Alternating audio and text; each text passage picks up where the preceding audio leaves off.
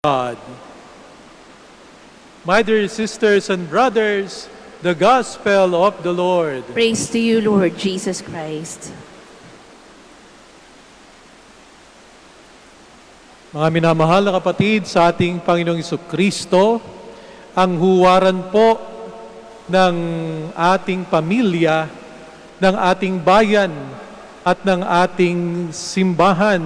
Diyos Ama, ang pagpapakasakit at pagliligtas ng Diyos Anak, at ang patuloy na patnubay sa atin ng Diyos Espiritu Santo. Nung ako po'y nasa kolehiyo pa, ako po'y naging isang exchange student sa Japan. Merong programa ang Utsunomiya YMCA. Tinatawag nilang cross-cultural exchange. At ako po'y nagkaroon ng pagkakataon na maipadala roon. Bumisita kami sa iba't ibang lugar sa Japan at doon po ay na-meet ko, nakasalamuha ko ang iba't ibang mga Hapones. Sa tuwing ako ipapakilala sa isang Hapon, usually, ang gagawin po ng Hapon ay bubunot ng kanyang calling card o business card at iaabot po sa akin. Ako naman po nung panahon na yun ay wala pong calling card. Later ko na lang nalaman na kapag inabutan ka ng calling card, dapat din magbigay ka as a sign of courtesy. Pero meron palang mas malalim na kahulugan, bakit ang mga Japanese ay laging merong dalang calling card o business card? Hindi lang para matawagan mo sila, hindi lang para magandang inyong business transaction, meron kang connection. Ang pinakang dahilan ay sapagkat dun sa iyong calling card o business card, nakalagay po roon ang iyong posisyon. At yung mga Hapon, ikaw ay itatrato o ang kanilang pakikipagrelasyon sa iyo ay nakabatay sa kung ano ang iyong posisyon. So napakahalaga sa kanila ang relationship. Kapag ka hindi nila alam kung ano ang posisyon mo, kung sino ka, parang sila'y at a loss. Hindi nila alam kung paano ang gagawin sa iyo. Kaya kapag ka nag-aabutan silang gano'n ng calling card, ay ito pala'y isang doktor. So bibigyan ka nila ng paggalang na nararapat sa isang doktor. Kung ikaw ay isang pari, bibigyan ka ng paggalang na nararapat sa isang pari. Isa kang presidente ng isang malaking company, bibigyan ka ng paggalang na nauukol sa isang presidente ng company. Kaya mahalaga sa kanila yung calling card upang sa ganon, yung iyong titulo ay mabigyan nila ng karampatang paggalang. Pero meron po akong mga ilang kasamahang pari na nakapag-aral dito naman sa Australia, iba'y sa Amerika, iba'y sa United Kingdom. Sabi nila hindi na uso ang title. Lalo na sa ibang bansa, sa Amerika, Australia, hindi ka natatawagin nung titulo mo. Gusto nila tawagin ka sa first name mo. Kaya isa naming pari nung bagong dating doon sa ibang bansa, parang nagulat. Kasi dito sa Pilipinas, sanay kami mga pari na tinatawag ng father.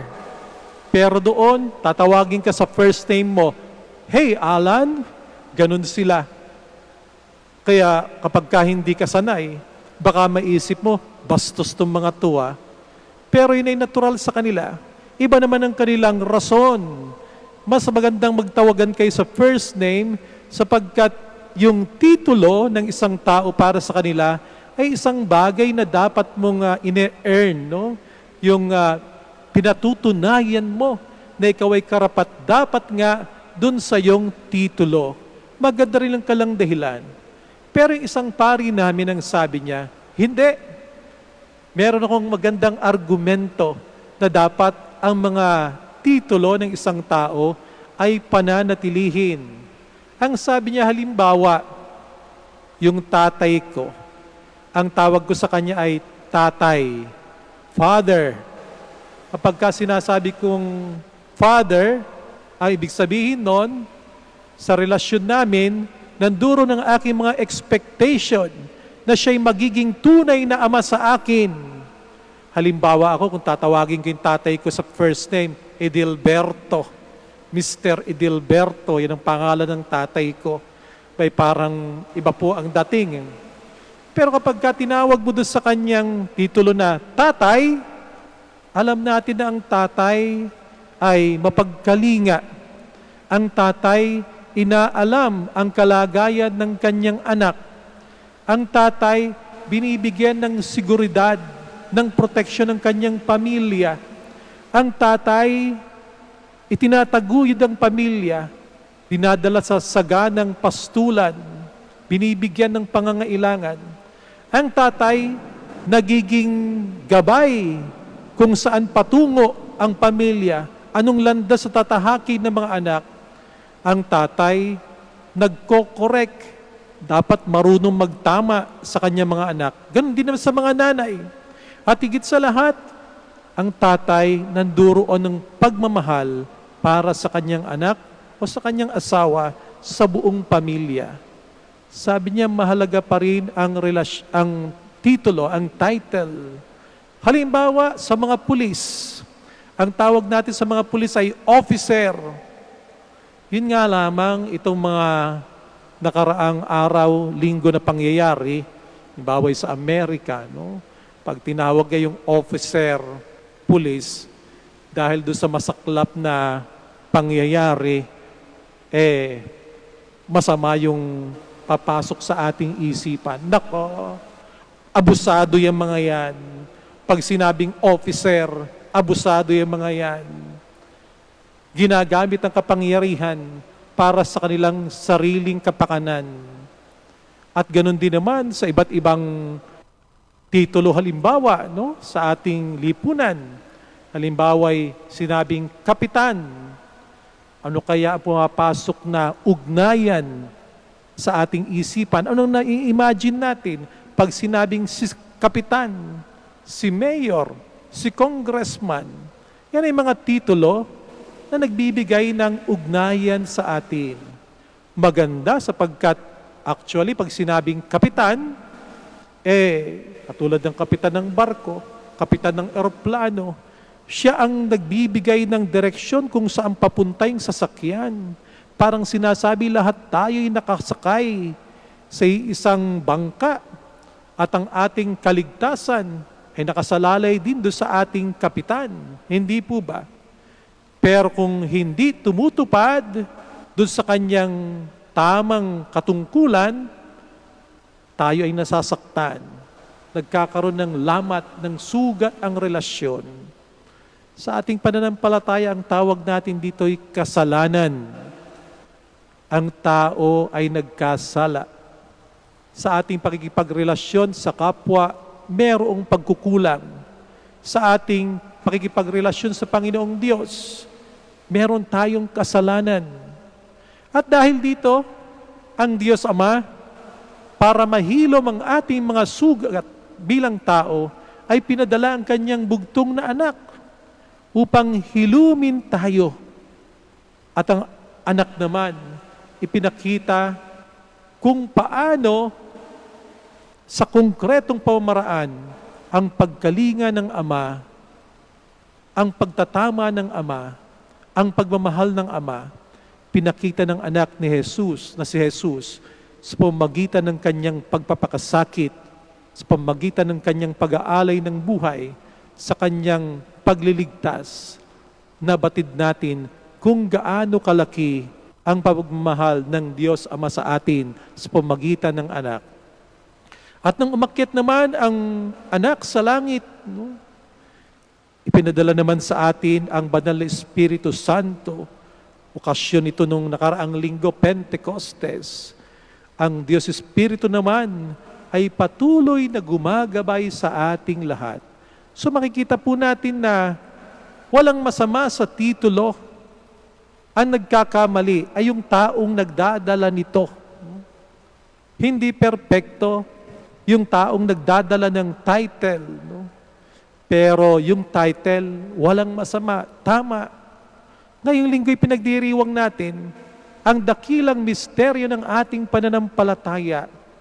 ang misteryo ng Santa Trinidad, na merong iisang Diyos.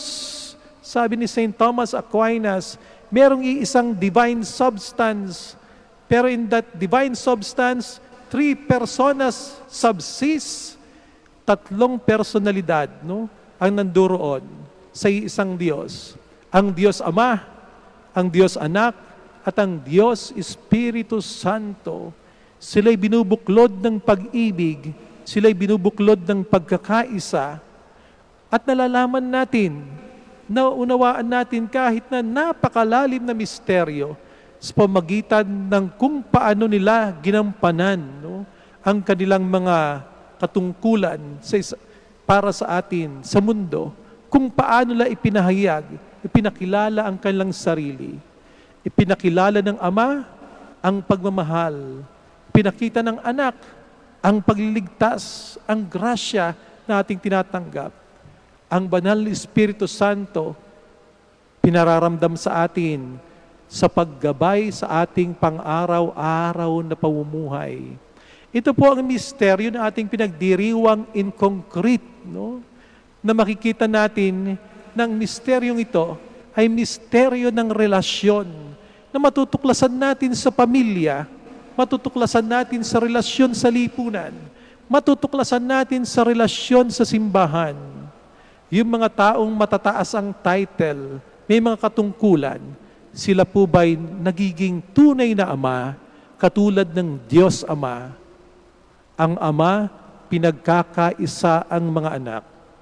Pagka nakakita tayo ng may mataas na katungkulan, pero hindi pinagkakaisa ang kanyang mga anak, bagkus ay pinaghiwa-hiwalay, tayo po'y labis na nalulungkot, sapagkat hindi yun ang huwaran, hindi yun ang modelo, hindi yun ang ating batayan. Ang batayan natin ay ang pag-ibig ng Diyos Ama na nagmamalasakit, tunay na kumakalinga, gusto tayong pagkaisahin. Kapag ka nakita natin sa relasyon natin sa pamilya, sa lipunan, maging sa ating simbahan, na kinakapos ng pagsasakripisyo, pagmamalasakit sa isa't isa, naalaala natin ang Diyos Anak na naghandog ng kanyang sariling buhay para sa atin. Kapag ka sa relasyon sa ating lipunan, nakikita natin na nag-uunahan, nagkakanya-kanya, walang pagmamalasakit, kinalulungkot natin sapagkat hindi po ganon ang halimbawang ipinakita ng Diyos Anak sa atin. Kapag ka tayo ay nawawala sa katotohanan, litong-lito, kinalulungkot natin sapagkat ang banal na Espiritu Santo ginagabayan ng ating isipan sa pamamagitan ng karunungan, ng pangunawa, sa pamamagitan ng tamang pagpapasya, sa pamamagitan ng kaalaman, ginagabayan ng ating mga puso sa pamamagitan ng tapang, sa pamamagitan ng paggalang sa Diyos, sa pamamagitan ng takot sa Diyos. Kung makikita natin sa ating lipunan na wala ang mga katangian na ito, dapat tayong malungkot sapagkat hindi natin mabanaagan ang biyaya ng banal na Espiritu Santo. Ang Santa Trinidad ay isang napakalalim na misteryo. Ang sabi ni Saint Catherine of Siena, parang katulad ito ng pagsisid sa napakalalim na dagat. Pero habang ikaw ay sumisisid sa napakalalim na dagat, marami kang natutuklasan. At sa dami ng iyong natutuklasan, lalo ka pang naiinganyo na sumisid pa ng mas malalim, alamin ang kayamanan doon sa ilalim ng dagat. Parang ganito raw ang kanyang karanasan sa pakikipag-ugnayan sa Santa Trinidad, sa isang Diyos na may 3 persona. Sinisikap niyang sisirin, sinisikap niyang alamin, at sa kanyang pagkatuklas ng naghihintay na kayamanan, wala siyang masabi kung hindi pasasalamat, papuri, at labis na pagsamba sa ating Panginoong Diyos. Huwag po nating aalisin ang Diyos sa ating lipunan. Huwag po nating aalisin ang halimbawa ng Diyos Ama Diyos Anak at Diyos Espiritu Santo. Sila po ang ating huwaran sa ating relasyon sa isa't isa, sa pamilya, sa bayan, sa simbahan. Panalangin natin na patuloy tayong patnubayan ng Panginoong Diyos upang ating tamasahin ang kapayapaan, ang pag-ibig at kasaganahan na ating inaasam-asam bilang isang sambayanan.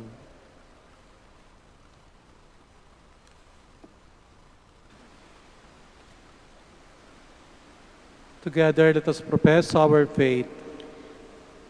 I believe in one God, the Father Almighty, maker of heaven and earth, of all things visible and invisible. I believe in one Lord Jesus Christ, the only begotten Son of God, born of the Father before all ages, God from God, light from light, true God from true God, begotten not made, consubstantial with the Father. Through him all things were made. For us men, for our salvation, he came down from heaven, and by the Holy Spirit was incarnate of the Virgin Mary and became man. For our sake he was crucified under Pontius Pilate.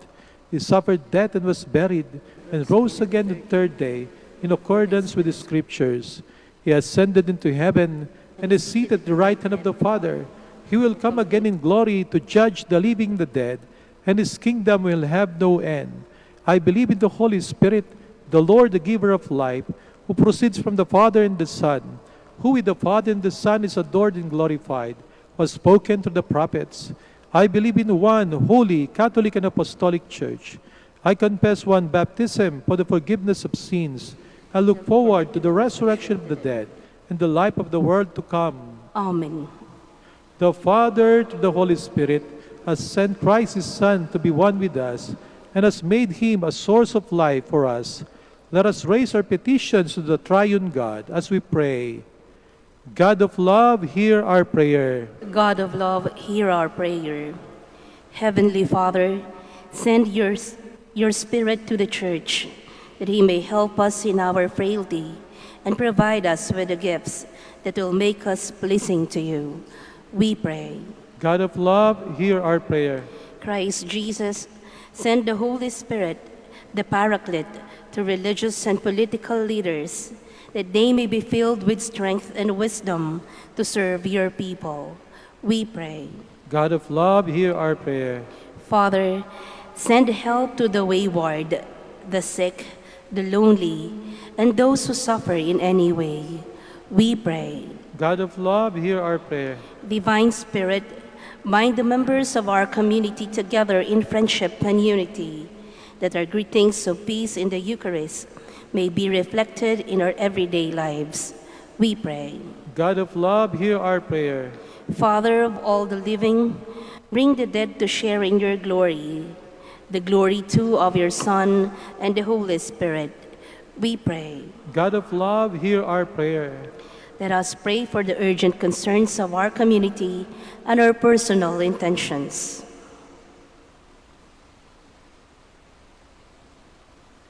We pray. God of love, hear our prayer. Father, you sent your word to bring us the truth, and your Spirit to make us holy. Help us to worship you, one God in three persons, by proclaiming and living our faith in you. We ask this through Christ our Lord. Amen.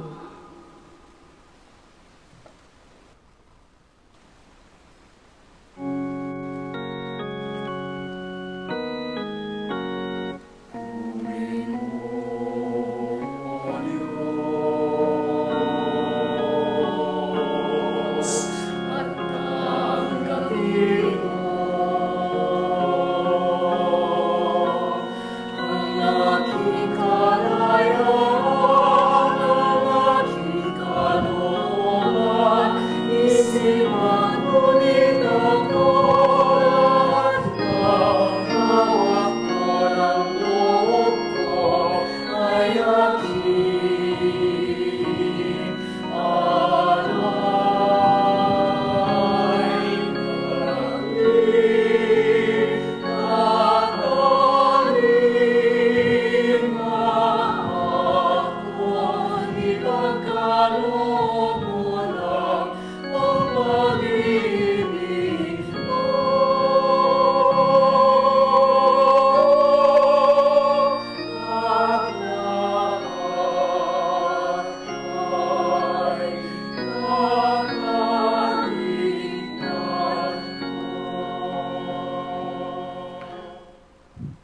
Pray, my dear brothers and sisters, that my sacrifice and yours may be acceptable to God, Almighty Father. May the Lord accept the sacrifice at your hands for the praise and glory of his name, for our good and the good of all his holy church. Sanctify by the invocation of your name, we pray, O Lord our God, this oblation of our service, and by it make of us an eternal offering to you, through Christ our Lord. Amen. The Lord be with you. And with your spirit, Lift up your hearts. we lift them up to the Lord. Let us give thanks to the Lord our God. It is right and just. It is true, right, and just, our duty and our salvation, always and everywhere to give you thanks, Lord, Holy Father, Almighty and eternal God. For with your only begotten Son and the Holy Spirit, you are one God, one Lord, not in the unity of a single person, but in a trinity of one substance. For what you have revealed to us of your glory, we believe equally of your Son and of the Holy Spirit, so that in the confessing of the true and eternal Godhead, you might be adored in what is proper to each person, their unity in substance, and their equality in majesty.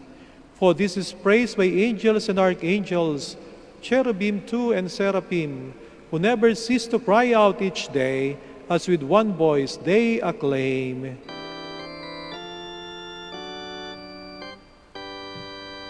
Santo, Santo, Santo, Diyos makapangyarihan, kuskus ng alati ang langit at lupa. Sana, o sana, sa kaitaasan, pinagpala ang narito sa ngalan ng Panginoon. O sana, sa kaitaasan. O sana, sa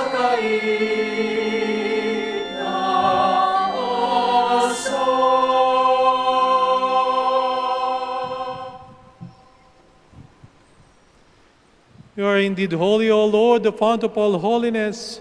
Make holy, therefore, these gifts, we pray, by sending down your Spirit upon them like the dewfall, so that they may become for us the body and blood of our Lord Jesus Christ. At the time he was betrayed and entered willingly into his passion, he took bread, and giving thanks, broke it, and gave it to his disciples, saying, Take this, all of you, and eat of it, for this is my body, which will be given up for you.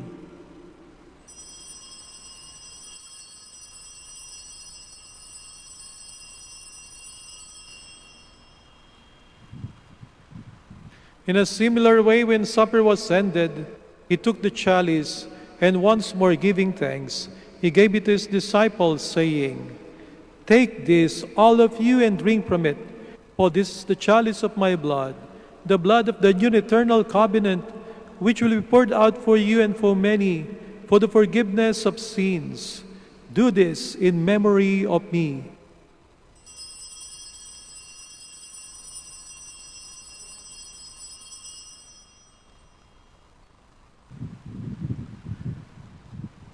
The mystery of faith. When we eat this bread and drink this cup, we proclaim your death, O Lord, until you come again. Therefore, as we celebrate the memorial of his death and resurrection, we offer you, Lord, the bread of life and the chalice of salvation, giving thanks that you have held us worthy to be in your presence and minister to you. Humbly we pray that partaking of the body and blood of Christ, we may be gathered into one by the Holy Spirit. Remember, Lord, your church spread throughout the world, and bring her to the fullness of charity, together with Francis our Pope, Socrates our Bishop, Fidelis his assistant bishop, and all the clergy. Remember also our brothers and sisters who have fallen asleep in the hope of the resurrection, and all who have died in your mercy. Welcome them into the light of your face. Have mercy on us all, we pray, that with the Blessed Virgin Mary, Mother of God, with Joseph her husband, with the blessed apostles and all the saints who have pleased you throughout the ages, we may merit to be co-heirs to eternal life, and may praise and glorify you through your Son, Jesus Christ. Through him and with him and in him, O God, Almighty Father, in the unity of the Holy Spirit, all glory and honor is yours, forever and ever. Amen. Let us pray with confidence to the Father in the words the Lord Jesus Christ taught us.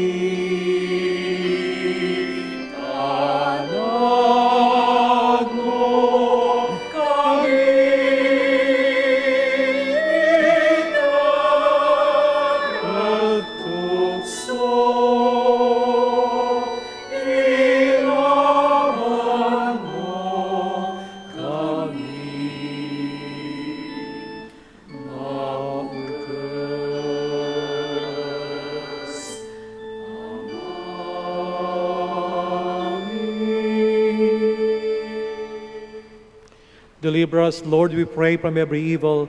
Graciously grant peace in our days, that by the help of your mercy we may be always free from sin and safe from all distress, as we await the blessed hope and the coming of our Savior, Jesus Christ. For the kingdom, the power, and the glory are yours, now and forever.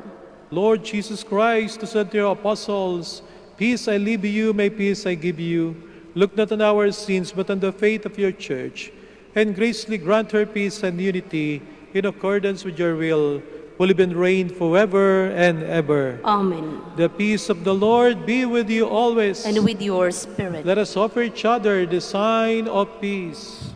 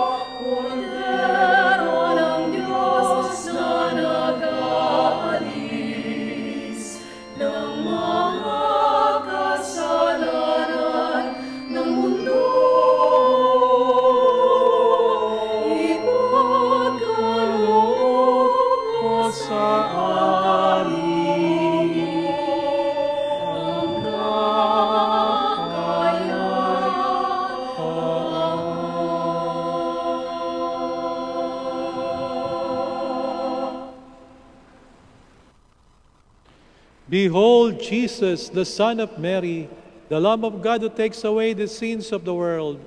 Happy are those who are called to his supper. Lord, I am not worthy that you should enter under my roof, but only say the word, and my soul shall be healed.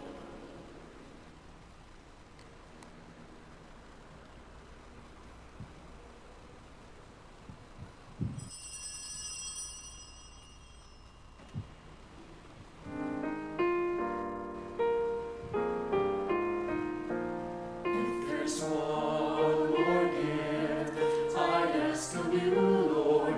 It would be peace here on earth, as gentle as your children's laughter all around, all around. Your people have You are listening to the live Mass on air at the Minor Basilica of Our Lady of the Rosary of Manaoag. And the celebrant for this live Mass in air is Reverend Father Alan Lopez, O.P. Let us pray for the intention of our sick brothers and sisters and to all Filipinos working abroad. we live not in peace. If there's one more gift I ask of you, Lord, it would be peace here on earth, as gentle as your children's laughter all around, all around. Grant me serenity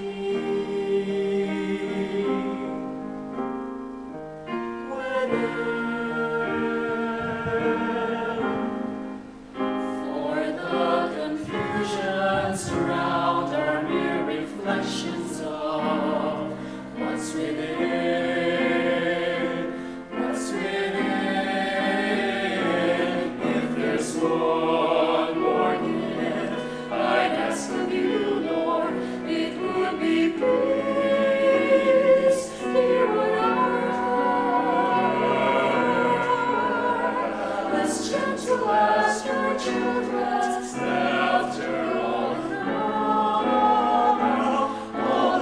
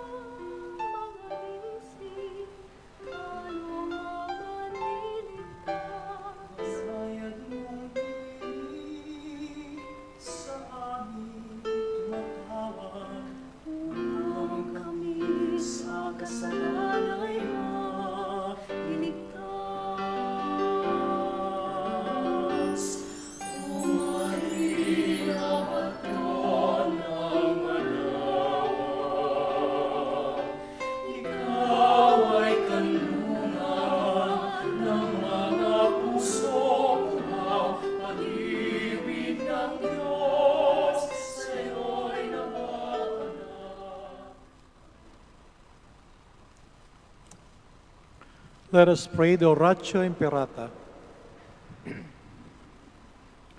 God our Father, we come to you in our need to ask your protection against the COVID-19 that has claimed lives and has affected many. We pray for your grace for the people tasked with studying the nature and cause of this virus and its disease, and of stemming the tide of its transmission. Guide the hands and minds of medical experts that they may minister to the sick with competence and compassion. and of those governments and private agencies that must find cure and solution to this epidemic. We pray for those afflicted. May they be restored to health soon. Grant us the grace to work for the good of all and to help those in need. Grant this through our Lord Jesus Christ, your Son, who lives and reigns with you in the unity of the Holy Spirit, God forever and ever. Amen. Mary, help of all Christian. Pray for us. Saint Raphael the Archangel. Pray for us. Saint Rock. Pray for us. Saint Lorenzo Ruiz. Pray for us. Saint Pedro Calungsod. Pray for us. Let us pray. May receiving this sacrament, O Lord, bring us health of body and soul as we confess your eternal Holy Trinity and undivided unity through Christ our Lord. Amen. Thank you very much for joining us in this Mass. The Lord be with you, And with your spirit. and may Almighty God bless you all, the Father and the Son and the Holy Spirit. Amen. Our Mass is ended. Go in peace. Thanks be to God. We shall have the prayer for the blessing of the sick and for the blessing of your religious articles. God, our Almighty Father, by your blessing you give us strength and support in our frailty. Turn with kindness toward our sick brothers and sisters, free them from all illness, and restore them to good health. Through the intercession of Our Lady of the Rosary of Manaoag, so that the sure knowledge of your goodness, they will gratefully bless your holy name. We ask this through Christ our Lord. Amen. In memory of the mysteries of the life, death, and resurrection of our Lord Jesus Christ, and to the honor and glory of the Blessed Virgin Mary, Mother of Christ, Mother of the Church, Our Lady of the Rosary of Manaoag, may these rosaries, images, candles, oil, and other religious articles be blessed and made holy in the name of the Father, and of the Son, and of the Holy Spirit. Amen.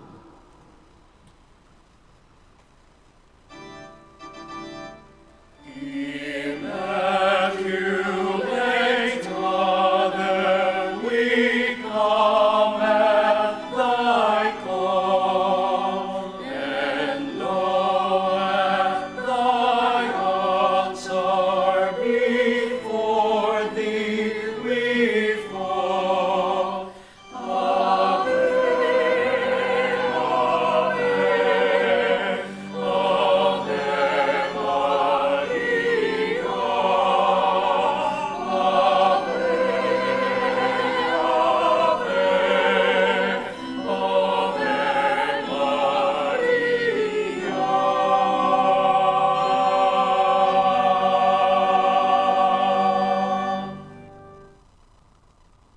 To our dear devotees and faithful, the Dominican community of the Minor Basilica of Our Lady of the Rosary of Manaoag and the Priory of the Holy Rosary keeps its regular schedule of prayer and masses in private, which are also live streamed via Manaoag Radio 102.7 FM and can be followed live on Facebook.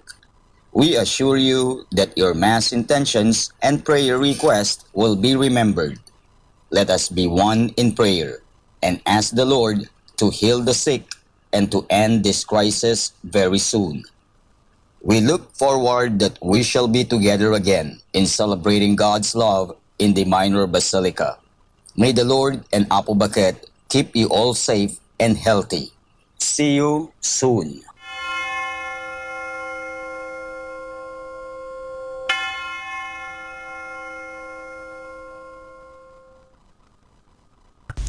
A coronavirus prayer. In the name of the Father, and of the Son, and of the Holy Spirit.